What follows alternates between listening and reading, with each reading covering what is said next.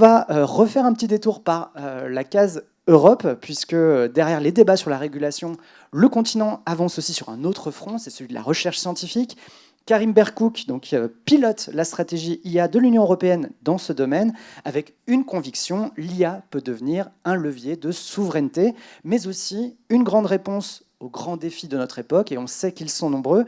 Alors, sachant que ce sujet vous concerne nos premiers plans, et afin d'ajouter un petit peu d'interactivité, on avait déjà quelques surprises, mais là, on va y ajouter une petite couche supplémentaire. Cette prise de parole qui est faite en duplex depuis Bruxelles sera suivie d'une séance de questions-réponses. J'ai déjà quelques petites questions, mais vous êtes libre d'y ajouter les vôtres. Je vous y encourage même.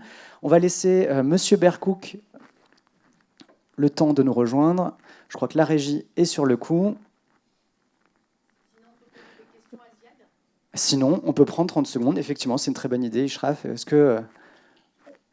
Ah, c'est bon. Désolé, Ziad. Mais on le garde avec nous toute la journée. Si vous avez des questions, on pourra le...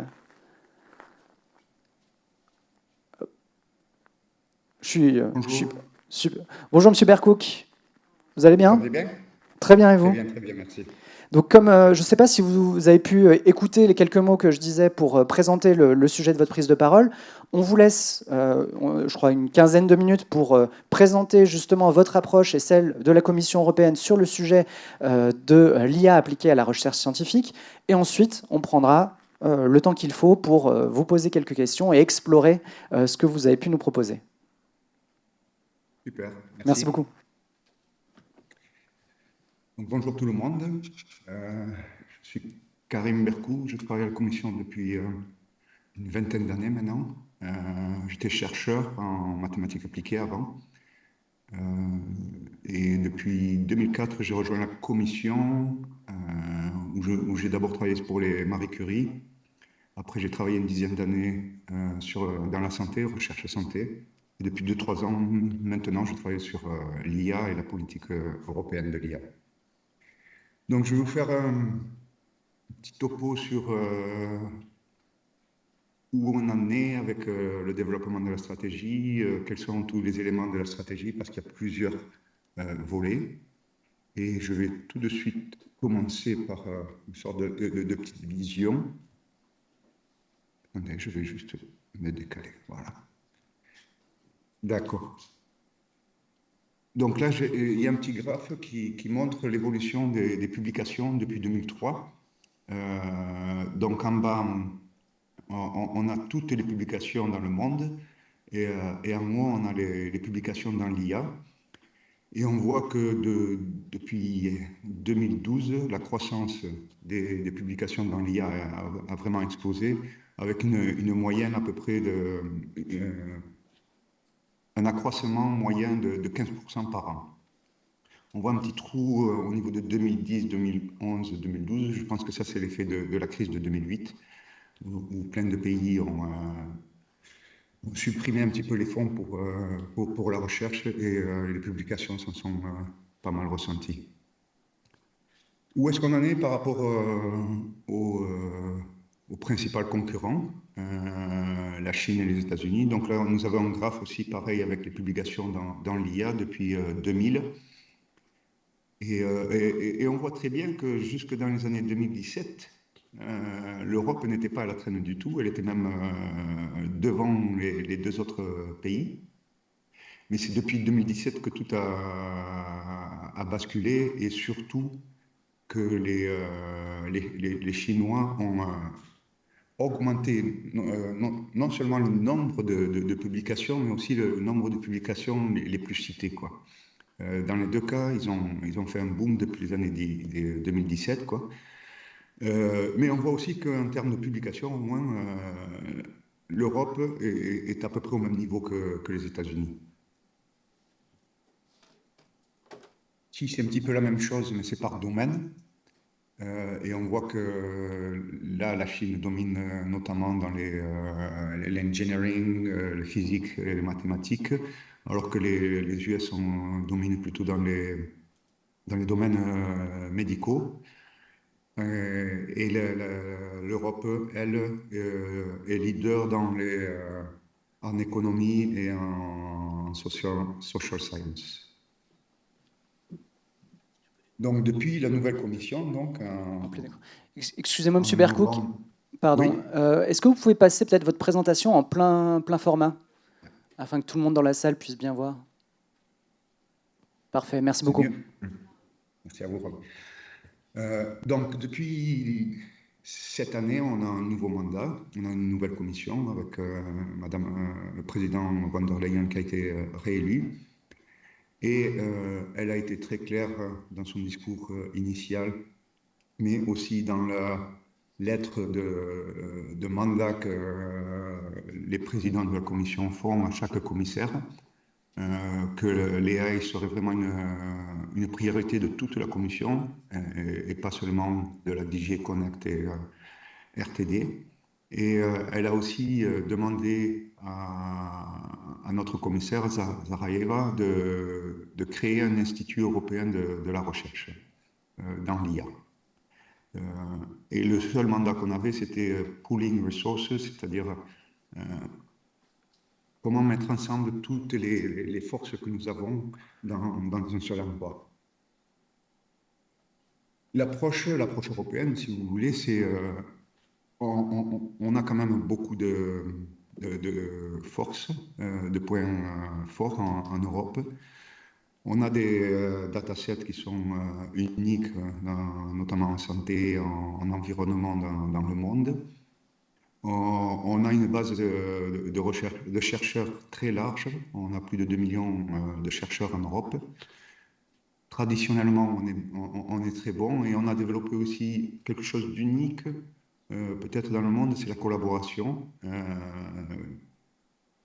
On a poussé les pays depuis le début de la création des framework programmes, des programmes cadres. Cette notion que tous les pays européens devaient collaborer, et c'est une chance par rapport à d'autres pays où ils n'ont pas trop fait ça. L'accent qu'on veut mettre aussi, c'est est-ce que tous ces super gros modèles qu'on a vus, ces gros LLM, est-ce que c'est vraiment la solution dans l'IA? Nous pensons qu'il y a une alternative par rapport à ça. On pense que peut-être on devrait développer des modèles peut-être moins grands, mais qui sont plus sûrs et où il y a beaucoup moins d'hallucinations, surtout dans des domaines où on ne peut pas se tromper dans l'application, comme en défense ou dans la santé. Notre approche aussi va peut-être un petit peu différer par rapport aux autres, c'est qu'on veut mettre l'interdisciplinarité au cœur de notre projet, mais surtout on veut donner le leadership aux scientifiques des domaines et pas forcément les scientifiques de l'IA. Bien sûr, les scientifiques IA seront toujours là pour améliorer les modèles, mais on veut que les modèles IA répondent vraiment à des questions scientifiques et des questions scientifiques proposées par les chercheurs du domaine. Et en même temps, on veut aussi résoudre les problèmes des défis sociétaux dans la santé, dans l'énergie. Donc, on va faire des roadmaps dans chaque domaine pour voir où est-ce que l'IA pourrait avoir le plus d'impact. Donc, ça, c'est la stratégie globale européenne. Hein. Donc, ça, c'est pas que pour AI in Science. Au mois de mars, la stratégie AI Continent a été publiée. Elle fait référence à deux autres types de stratégies. Le Play AI, donc ça c'est l'application de l'AI dans les domaines, mais aussi AI in Science Strategy. Donc ça c'est plutôt là-dessus que moi je travaille. À l'intérieur de cette stratégie dans AI in Science, il y aura aussi ce fameux Institut européen de la recherche dans l'IA, qu'on a appelé RAISE, donc c'est Resources for AI in Science in Europe. Le Apply AI Strategy, c'est plutôt la DG Connect qui le développe, alors que le AI in Science Strategy et RAISE, c'est plutôt nous, mais pour RAISE, il y a aussi DG Connect qui sera là.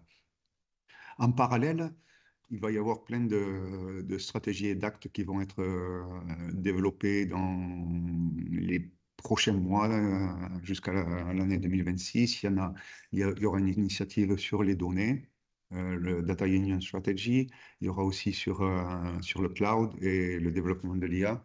Et comme annoncé aussi dans les AI Continent, la stratégie pour les Gigafactories.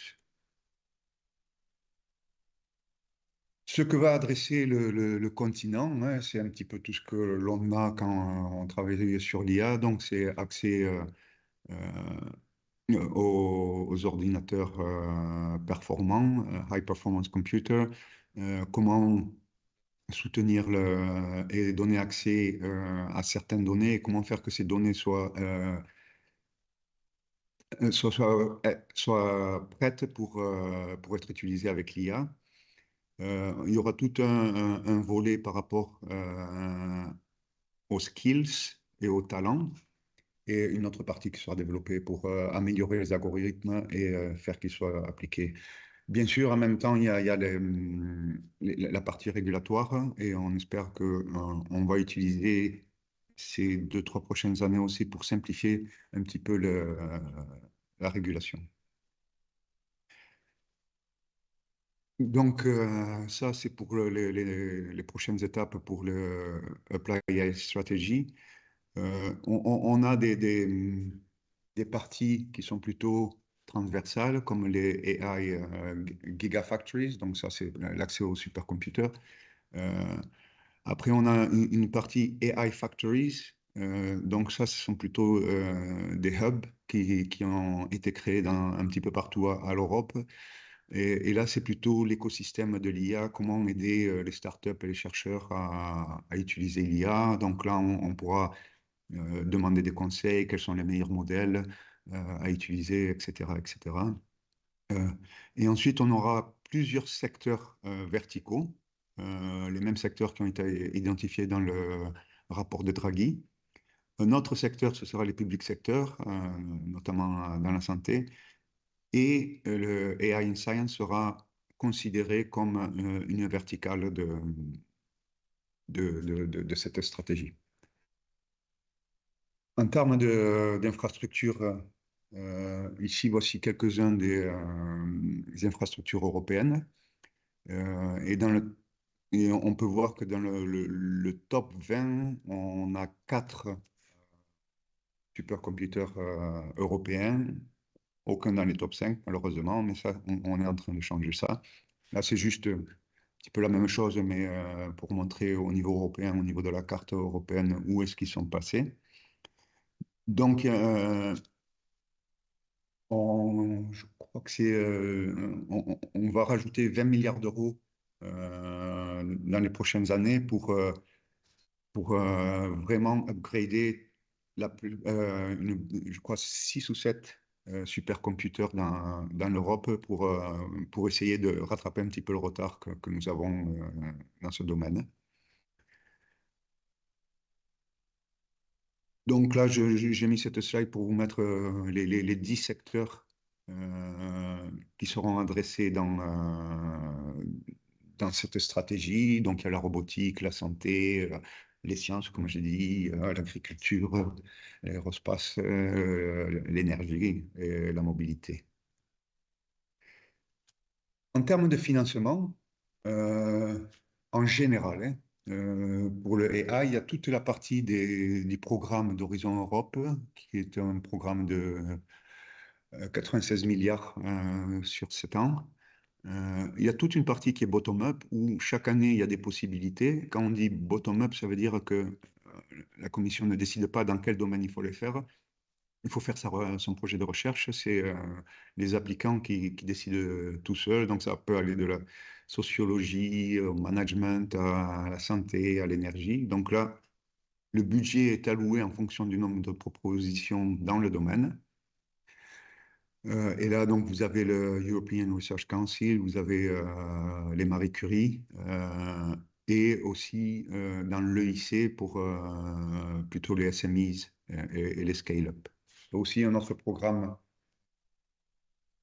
dans Digital Europe qui là est très informatique. En termes de programme de travail, en 2020, au mois de mai, on a notamment publié le programme de travail. Nous avons un domaine, un topic pour les foundation models. Pour l'instant, et on a trois sous-domaines qui vont être financés dans les matériaux, l'agriculture et la pollution. Et en même temps, on a aussi une action qu'on appelle une action de support et de coordination, où là, on va demander à un consortium, ce n'est plus de la recherche, c'est plutôt de la coordination. On va demander à ce consortium d'identifier les challenges, les opportunités par secteur, et d'ensuite de nous fournir un agenda scientifique pour savoir où est-ce qu'il faudrait investir. Et ce consortium sera aussi, devra aussi essayer de créer une communauté RAISE, une communauté scientifique, hein, RAISE, et comment la stimuler, comment créer des working groups pour adresser certains problèmes communs à beaucoup de projets. Nous espérons que dans le programme de travail 26-27 qu'on est en train de négocier avec les États membres, de, de, de développer davantage des pilotes pour RAISE, mais là on est en discussion avec les États membres. Et la publication devrait se faire, je pense, autour d'octobre-novembre 2025. Donc là, c'est juste une petite slide pour vous dire où aller pour chercher des informations. En termes de talent, ce qu'on a en ce moment, c'est bien sûr les actions Marie Curie, mais de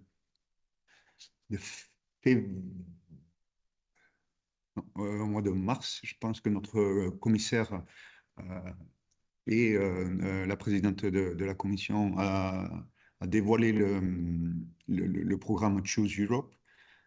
Choose Europe, c'est comment faire pour que des chercheurs aient des conditions qui durent un peu plus stables et de meilleures conditions. On se rend compte souvent que les programmes qu'on a, ce sont des projets de 3 4 ans et ensuite on n'a plus rien. Donc avec le Choose Europe, on essaye de, de, de pousser à ce que les sortes de programmes puissent arriver à financer un chercheur au moins pendant 6 ans. Mais on s'assure aussi que l'institution proposera après des postes permanents aux gens qui seront sélectionnés. On essaye de voir aussi comment rajouter un petit peu d'argent dans le programme de l'ERC pour chaque projet afin que l'installation en Europe et des salaires compétitifs soient fournis. Et on est en train de réviser aussi le visa pour les étudiants et aussi les chercheurs en dehors de l'Europe. Au niveau international, nous sommes présents dans les settings classiques, le G7, le G20, OCDE. Là, dans ce cadre-là, c'est plutôt des principes généraux, des benchmarks, comment dire, des guidelines, comment utiliser l'IA. Donc, ça reste très, très politique, on va dire, et qui ne rentre pas trop dans le sujet du financement de la recherche. Ensuite, nous avons des accords avec pas mal de pays dans le cadre d'Horizon Europe. Donc, ça, nous avons des pays associés. Ce que ça veut dire, c'est que ces pays-là qui ont accepté d'être associés, comme le Canada et la Corée du Sud, et bientôt la Nouvelle-Zélande et le Japon,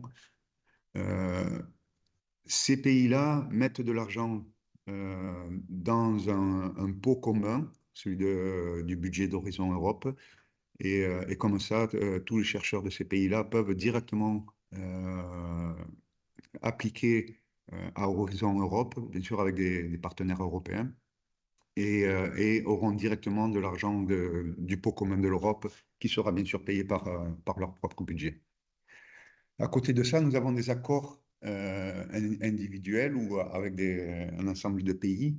Euh, on en a un avec l'Afrique, c'est là que ce sont les pays de l'Amérique latine et des Caraïbes, et aussi avec l'Asie. Et là, ce qu'on essaye de faire avec nos partenaires, c'est d'identifier dans quel domaine ils aimeraient collaborer avec nous.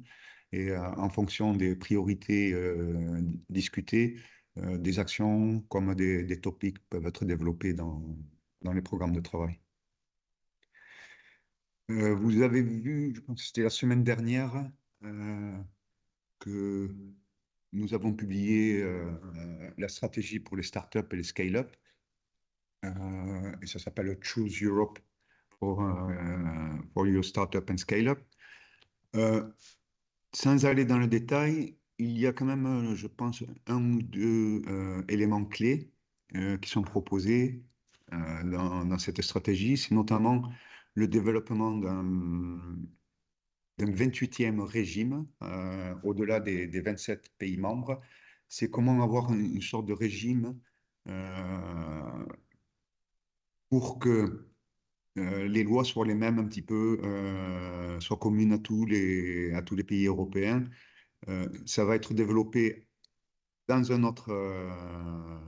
dans un autre acte, l'Innovation Act. Mais ça pourrait être un game changer parce que le gros problème quand même des startups et des scale-up en Europe, c'est le fait qu'elles n'ont pas vraiment un marché de 450 millions de personnes.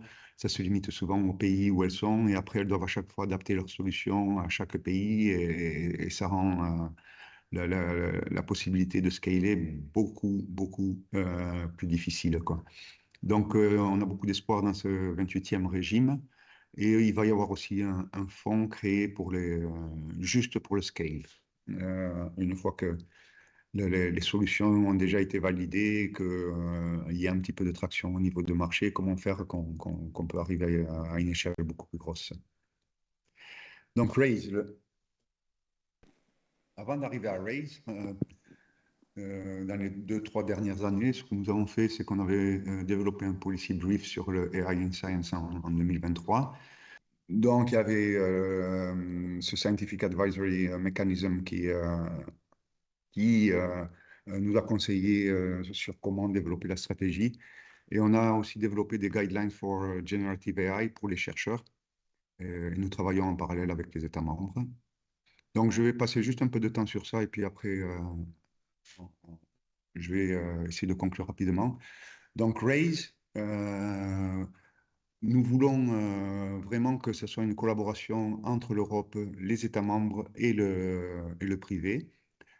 Nous voulons créer des sortes de network of excellence dans chaque domaine. Et nous voulons aussi que cet institut virtuel soit quand même piloté par des scientifiques. Donc, avec les États membres, nous avons déjà pas mal d'actions et on va augmenter ces actions dans le futur. Donc, on a fait une consultation qui est ouverte jusqu'à aujourd'hui, ce soir. Donc, vous pouvez toujours donner votre point de vue. Le Apply AI et le AI in Science Strategy devraient être publiés en septembre 2025. Et on va utiliser les 2-3 années qui restent dans Horizon Europe pour essayer des pilotes afin que le RACE soit prêt pour le prochain programme cadre. Je ne reviens pas sur la législation, c'est basé en risque. La seule chose dont je vais dire, c'est les guidelines aussi, j'en ai parlé, c'est plutôt ça. Je voudrais quand même rappeler que la recherche est exemptée de la régulation sur le AI. Donc ça, il faut voir comment on va l'appliquer et on va monitorer dans le détail comment ça va être appliqué. Mais le but, c'est que les chercheurs n'ont pas besoin de passer par le AI Act tant qu'ils font de la recherche. Voilà. Merci beaucoup, M. Berkouk. Est-ce qu'on a des questions dans la salle? On a beaucoup d'éléments. Ah, Ziad Zalila, je m'en doutais.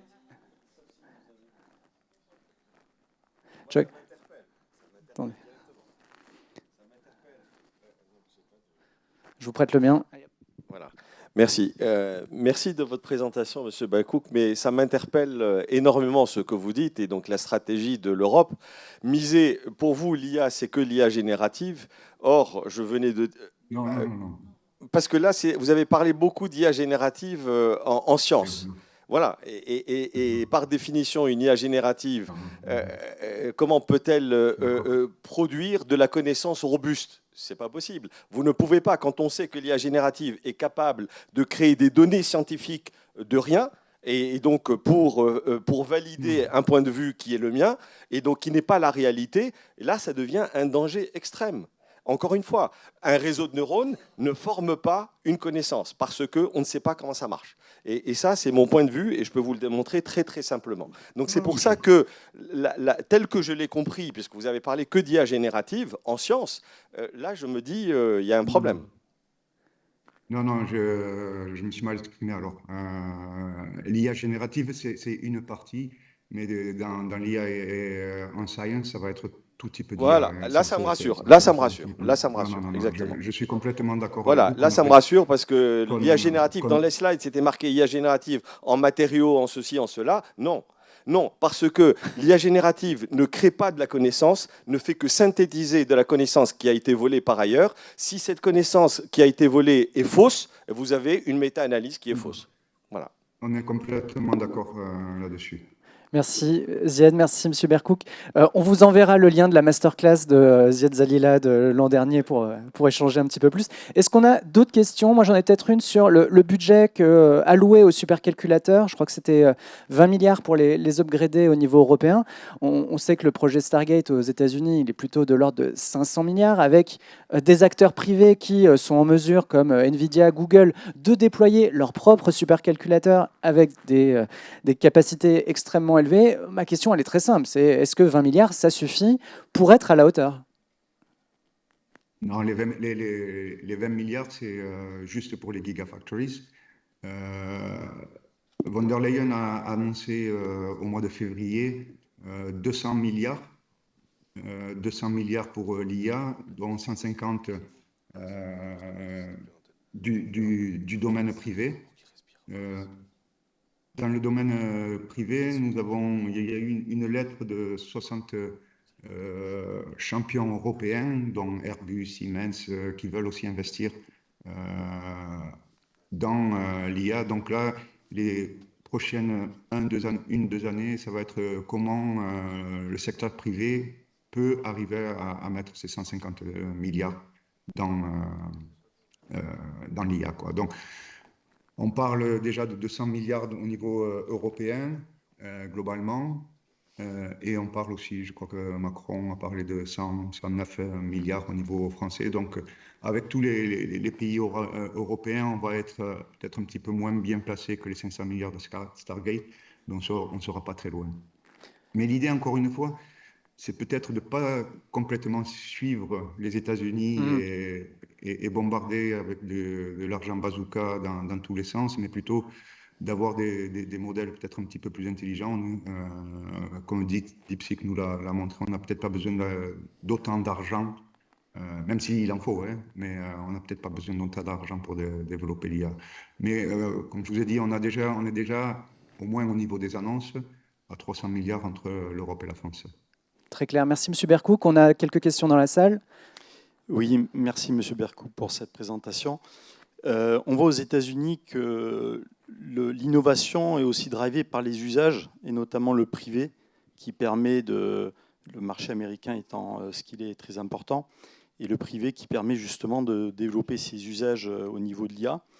On voit qu'en Europe, on a un savoir-faire et toute l'expertise sur la R&D dont vous mentionnez. Comment, peut-être vous les scientifiques justement, vous pensez travailler avec le privé européen pour justement driver l'innovation par les usages aussi, comme un peu font les Américains, qui sont même très très en avance sur ce domaine-là. Oui, oui. Complètement d'accord. On voit de plus en plus on voit de plus en plus de partenariats entre Google et des labos même européens. Microsoft fait la même chose. OpenAI aussi est en train de se rapprocher de beaucoup d'instituts européens. Le problème que vous décrivez est un problème récurrent, hein, parce que même dans on a le but de dépenser 3% du GDP dans les investissements recherche. C'est un but depuis 2000, je crois. On est à 2,2, je crois. Et on se rend compte que quand on regarde un petit peu ces investissements, c'est plutôt le privé européen qui investit pas. Au niveau public, on n'est pas trop mal en général. Mais le côté privé investissent beaucoup moins qu'aux États-Unis, notamment. Dans le projet de RAISE, on est en train aussi de regarder avec l'industrie.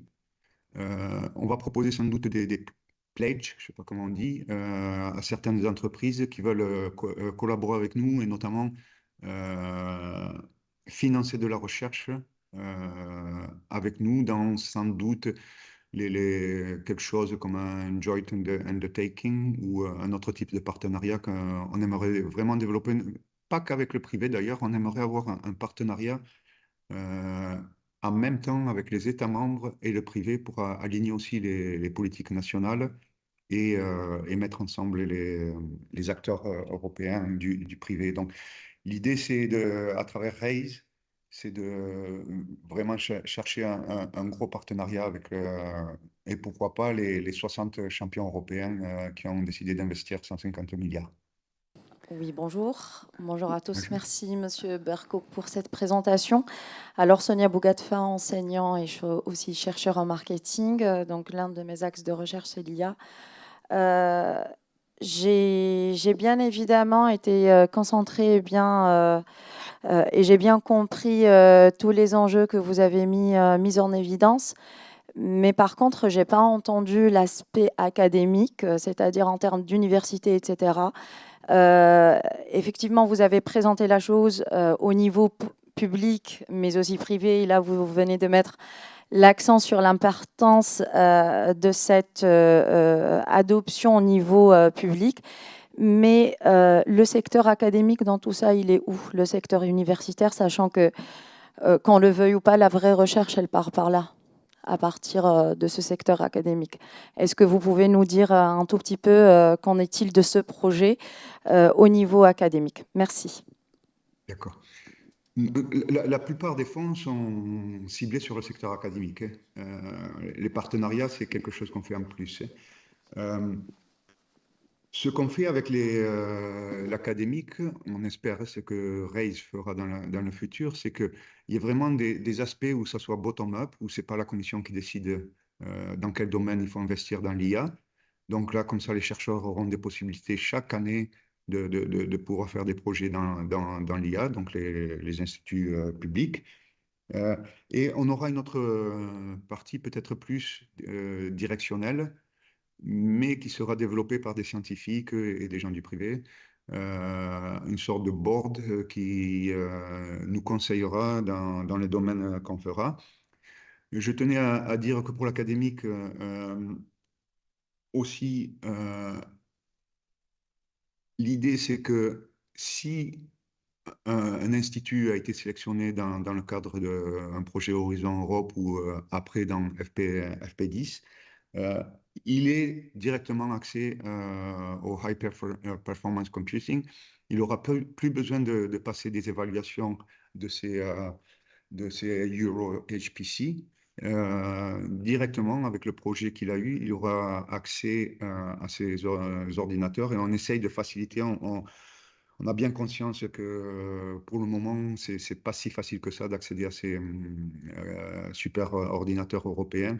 Et on essaye de voir, notamment à travers RAISE, comment on pourra faciliter cet accès-là.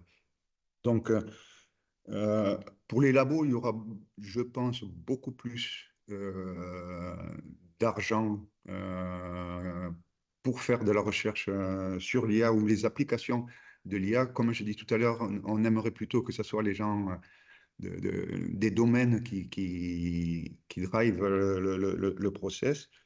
Et déjà, je pense qu'on était à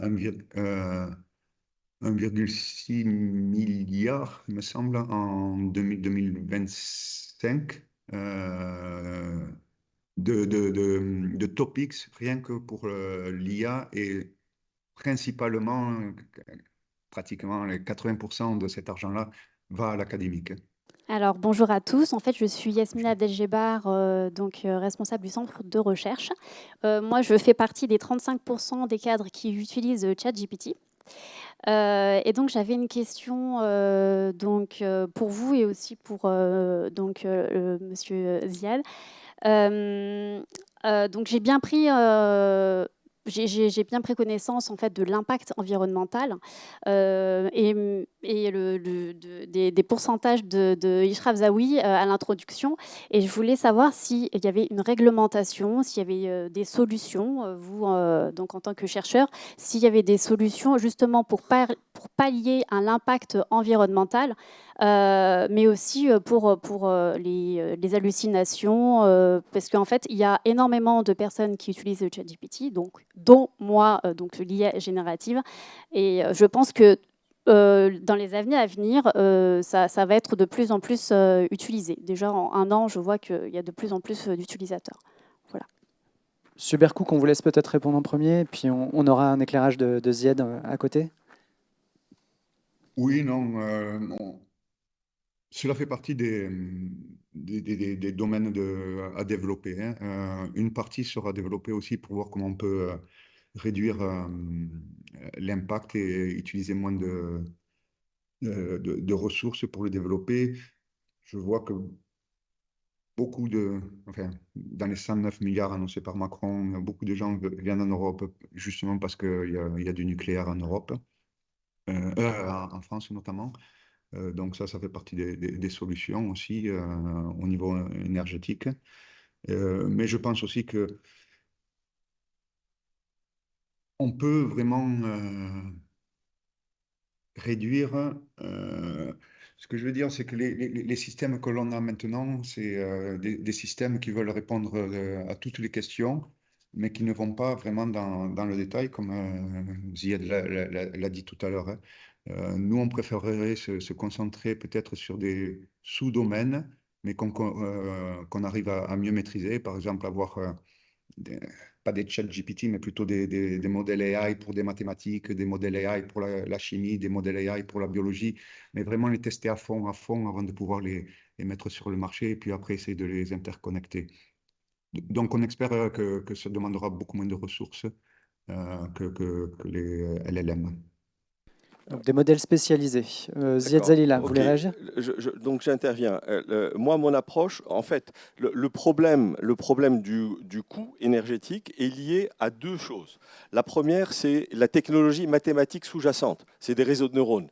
Les réseaux de neurones ont besoin de GPU. Les GPU, ça consomme, et donc c'est pour ça que ça consomme. Donc si jamais on changeait d'approche mathématique, eh ben, on pourrait être plus frugal. Mathématiques du flou, c'est plus frugal que les probabilités. Donc ça, c'est un point qui est mathématique. Ce n'est pas du tout informatique. Mais ça a des conséquences directes sur l'informatique. Donc ça, c'est le premier point. Le deuxième point, c'est... moi, j'ai une démarche qui est inverse, totalement inverse du LLM. Le LLM, et d'ailleurs, Karim en a parlé, c'est que on veut, avec un seul modèle, répondre à tout. Mais non, vous n'avez pas un être humain qui répond à toutes les questions.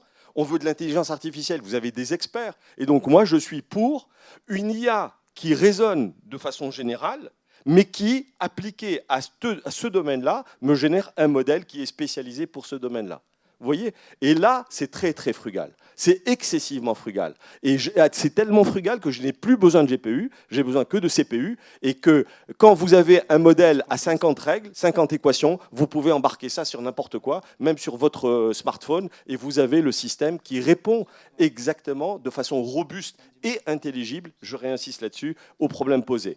Et le dernier point, les hallucinations, je déteste ce terme-là. Ça, c'est la petite feuille de vigne pour cacher le gros sexe, comme je le dis. C'est des idioties socratiques. Ce sont des erreurs. il n'y a pas d'hallucination, ce sont des erreurs. C'est-à-dire que lorsque ChatGPT, on ne lui a pas appris à être sage au sens de Socrate, donc quand il ne sait pas, il vous raconte quand même quelque chose parce que on ne veut pas, ces créateurs ne veulent pas qu'il soit échec et mat à chaque fois que vous lui posez une question. Donc pour éviter ça, il n'y a pas de 36 000 solutions, c'est utiliser une IA qui est robuste et intelligible pour vous dire comment le système va prendre sa décision. Sinon, vous serez toujours confronté au problème des erreurs potentielles de votre système. Si c'est pour converser, ce n'est pas un problème. Si c'est pour prendre une décision médicale, là, c'est autre chose. Et si c'est en sciences, c'est aussi un problème. Parce que les articles scientifiques erronés, il y en a 70% qui sont publiés et qui sont erronés, et je peux prouver que c'est erroné. Vous voyez, c'est ça ce qu'il faut comprendre.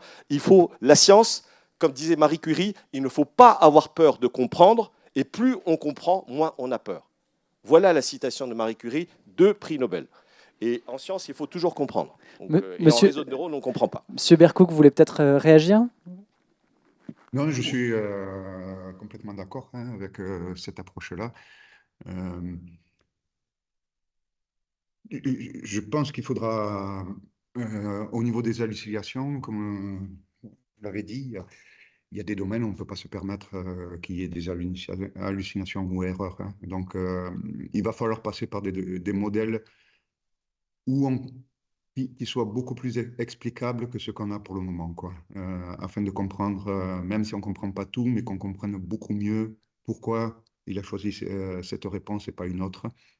Et à partir de là, je pense que ça réduira énormément. Et là, on sera prêt vraiment à aller dans des domaines très spécifiques comme la défense ou la santé. Vous l'avez dit tout à l'heure, la communauté scientifique, elle est sollicitée. Elle a jusqu'à aujourd'hui, donc jusqu'à la fin de la journée, pour s'exprimer sur l'IA et son impact dans la recherche. Est-ce que vous avez peut-être des premiers retours, mais aussi des éclaircissements sur le ressenti global de la communauté scientifique? Alors c'est un grand mot et une grande communauté, vis-à-vis d'une technologie qui quand même vient bousculer des choses, qui vient peut-être aussi bousculer le statut du chercheur, puisque on l'a dit, hein, l'IA générative, malgré ses défauts, mais en quelque sorte l'expertise à la portée du plus grand nombre. Quelles sont les premières conclusions ou les premiers retours que vous avez? Donc, le fait de consulter en général, on a quand même une idée de ce qu'on en aimerait faire, mais en voulant être inclusif, mais c'est pas pour être inclusif, c'est pour voir s'il n'y a pas de bonnes idées qui ont été loupées et avoir des points de vue un petit peu différents. On a à peu près, je crois, autour de 500 réponses, mais souvent c'est les derniers jours qu'on a beaucoup plus de réponses. Donc hier, on était à 500 à peu près. Il y a 2 consultations, hein, une sur le Apply AI et l'autre sur AI in Science. Et on en a à peu près 500 des 2 côtés. Et là, ce qu'on va essayer de faire, c'est est-ce qu'on a oublié quelque chose? Est-ce qu'on est conforté par les réponses? Là, on voit plutôt que c'est les premières tendances, c'est surtout avoir accès à des high performance computers et à du financement. C'est les deux, pour l'instant, hein, les 2 éléments qui remontent le plus. Je pourrais vous en dire plus demain. Avec plaisir, merci beaucoup. On a une dernière question, on improvise un tout petit peu. Je vous laisse la poser et vous présenter également. Merci beaucoup. Je suis Ayoub Nevdi, je suis professeur à l'ISC Paris. Alors, juste ma question par rapport à l'utilisation, en fait, et par rapport peut-être à ce que vous pensez qu'il y a un manque d'informations par rapport aux meilleurs outils à utiliser. Donc, on a évoqué tout à l'heure ChatGPT. On voit que beaucoup de gens l'utilisent et parfois dans des secteurs stratégiques, c'est-à-dire un médecin peut l'utiliser pour prendre une décision et je sais pertinemment que ça s'est arrivé. Un juge aussi peut l'utiliser ou un avocat. Alors, comment faire pour vraiment peut-être aider les gens à choisir le meilleur outil avec le minimum, c'est-à-dire de marge d'erreur? Merci. Merci. Je n'ai pas tout pu présenter parce que de toute façon, il y a des choses que on est en train de développer, mais une partie peut-être du travail de Raise, ça va être de faire des benchmarks. Donc, ils vont souvent tester dans des domaines On ne sait pas qui le fera encore. Est-ce que ce sera quelque chose d'interne à la commission ou quelque chose qui sera fait par des experts externes? Mais on veut fournir des benchmarks par rapport aux modèles qui sont dans le marché en essayant d'évaluer la qualité des réponses et lesquelles sont les meilleures, quoi. Donc ça devrait arriver, mais je pense que ce sera plutôt dans 2-3 ans, quoi. Beaucoup, Monsieur Bercook. Merci à tous pour vos questions. On va s'en tenir là pour ce début de matinée.